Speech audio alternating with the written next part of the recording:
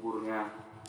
Orang-orang yang menghantarkan pemakamannya sudah pulang, keluarga-keluarganya juga sudah pulang, melanjutkan kehidupan yang lain. Fitnah kubur adalah pertanyaan-pertanyaan atau ujian-ujian yang dilalui oleh orang yang meninggal. Ketika Nabi Muhammad SAW menceritakan tentang fitnah kubur kepada Umar bin Khattab, beliau mengatakan, "Ya Rasulullah, aturaddu ilaina uquluna?" Apakah akal kami dikembalikan oleh Allah ketika nanti kami ditanya oleh malaikat? Tanpa akal apa yang kita gunakan untuk menjawab?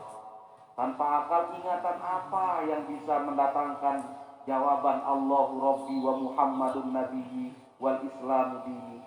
Nabi menjawab pertanyaan Umar bin Khattab, "Na'am kahayatikumul yauma." Iya, akalmu akan dikembalikan seperti keadaanmu sekarang di dunia ini.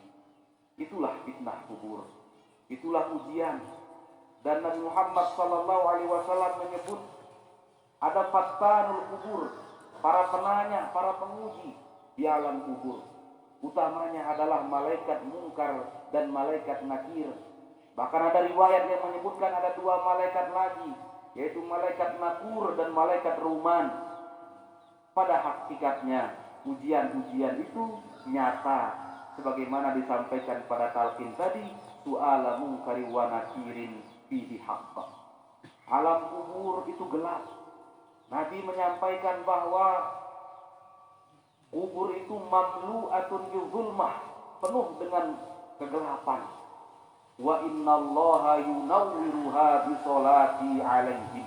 Allah akan memberikan pencahayaan, penerangan kepada seseorang di alam kuburnya karena selawat Nabi kepada orang tersebut.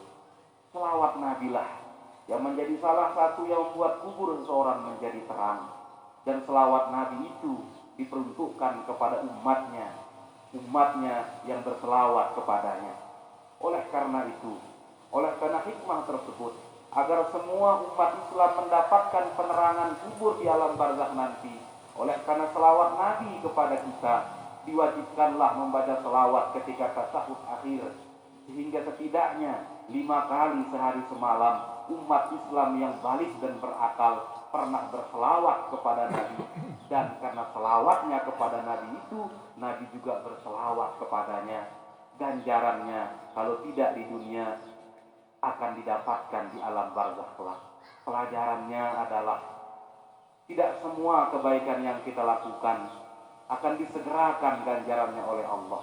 Allah akan memberikan ganjaran itu di saat-saat kita membutuhkannya. Dan Allah Maha tahu kapan, di mana, dan bagaimana kita membutuhkannya. Almarhumah ini hidup sekian lama bersama Bapak Ibu sebagai manusia yang biasa, manusia jamak-jamak.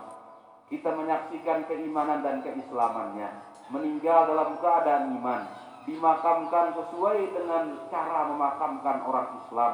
Itulah sejatinya husnul khatimah, wafat dalam keadaan iman dan Islam. Maka segala kebaikan almarhumah, segala amal baik beliau mudah-mudahan menjadi jariah, sebagai amal jariah untuk beliau. Kebaikan-kebaikan beliau diingat, sehingga ingatan seseorang kepada kebaikan orang lain adalah doa yang menambahkan kebaikan orang tersebut. Bapak-bapak, ibu sekalian, perjalanan hidup beliau di dunia pasti ada kesilapan, pasti ada ketidaknyamanan dan kesalahan. Semua kita, kullu bani Adam khata'un. Setiap manusia itu berpotensi melakukan kesalahan dan betul-betul pernah melakukan kesalahan. Sebaik-baik orang yang melakukan kesalahan adalah orang yang kembali kepada kebenaran setelah berada dalam kesalahan.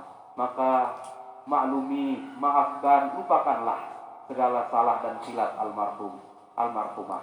Bapak Ibu sekalian, doa-doa kita tadi, bacaan-bacaan kita tadi adalah pertambahan kebaikan untuk kebaikan yang sudah ada pada almarhumah. Almarhumah sudah wafat, tidak bisa lagi bekerja, tidak bisa lagi sholat, tidak bisa lagi beramal, tidak bisa lagi puasa, zakat dan seterusnya. Tetapi kebaikan-kebaikan beliau masih terus bisa bertambah karena doa-doa dari anak keturunan beliau, karena amal-amal jariah beliau, dan karena pahala-pahala yang diniatkan oleh orang yang melakukannya kepada beliau. Aqulu qouli hadza, wassalamualaikum warahmatullahi wabarakatuh. Waalaikumsalam.